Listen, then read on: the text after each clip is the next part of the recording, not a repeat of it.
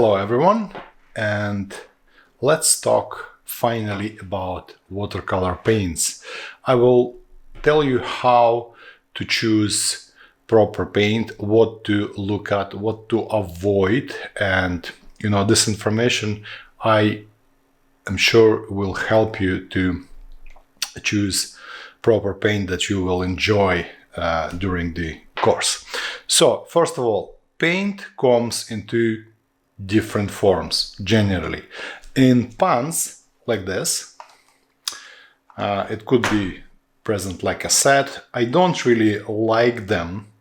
Instead, I use paint in the tubes, and then if I need something like this, I can squeeze paint out of this in empty pan available for sale in the internet, loads of them.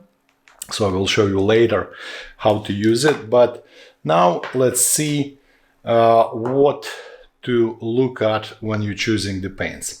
First of all is the brand. Please avoid any student grade paint. Actually, I'm pretty sure student paint is not for students. At some stage I will explain in details why. Please try to pick professional quality or artist paint.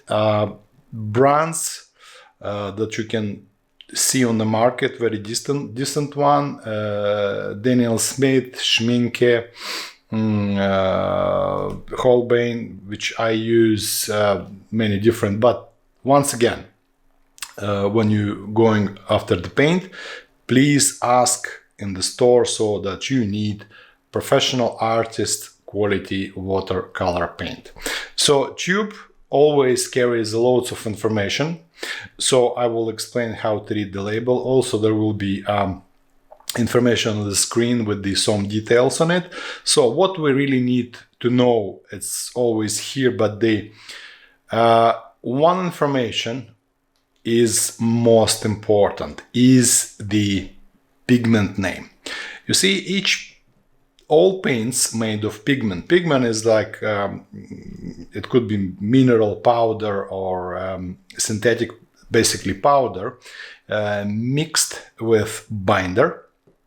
And actually that what determines the appearance of the paint.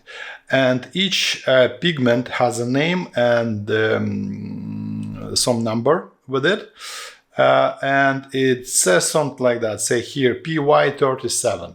PY means pigment yellow, number 37. Okay, so at some stage, at later stage, when we will be doing the color wheel, we will assign a specific pigment to a specific location, and that will correspond to a particular paint in your palette. So you will know exactly what to choose. Regardless manufacturer, this is important because no matter who made the paint, if you have this pigment here, so would be Holbein or Daniel Smith, it practically virtually will be the same paint. Also, you should consider to buying only single pigmented paints. Okay, so again, this information we will discuss at later stage, but this is the three general rules. Always buy professional paint, always buy from the known manufacturers, and single pigmented paint. Avoid loads of digits and numbers where it says pigment name. Everything else at this stage is irrelevant, because paints that we will be using, they will be light fast, they will be high quality, so just worry about the pigments, and this is it. So next thing is what actually we will be using to mix the paints, or maybe squeeze the paints in. So one of the cheapest solution is the foldable pallet like this. It's available from eBay, I think like 5 or 6 euros, like at the most. So it opens like that. it has here 16, say you need at least 16 paint wells. There is some sort of mixing areas here, so it's pretty decent quality. All my students in the art school using exactly the same. So because we have same layout in this, like in these cells, you have exactly the same paints all of the students have. So that for me it's much easier to tell people what to use, and this is it. So, and then you just squeeze some amount of paint in any of those cells. This is it.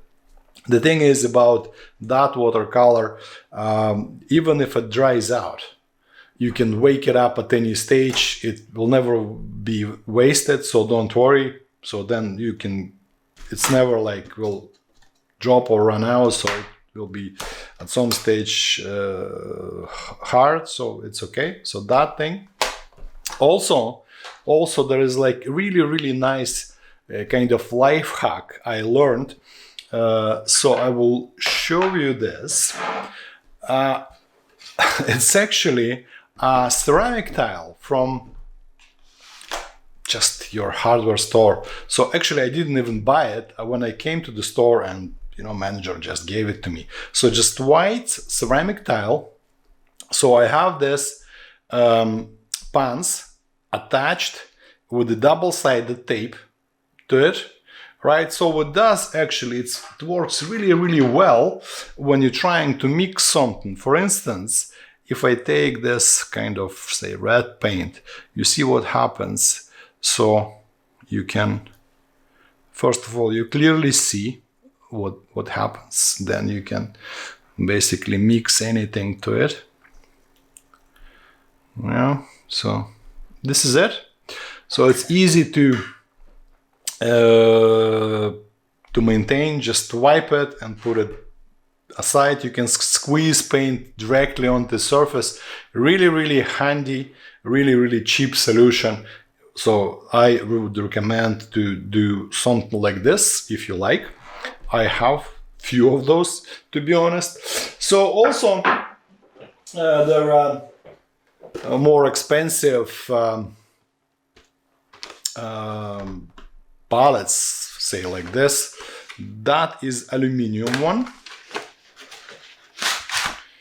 It's very good quality, and it has loads of sections here. So it's about 30 of them. Same, the principle is the same, okay? But that is much more sturdy and really decent quality. Nice, even it's cool even to hold it, like, it's a nice thing. So also I would recommend to have one of these. Really, it looks cheap. So because it is cheap, it costs about 2 euros, maybe less if you're lucky.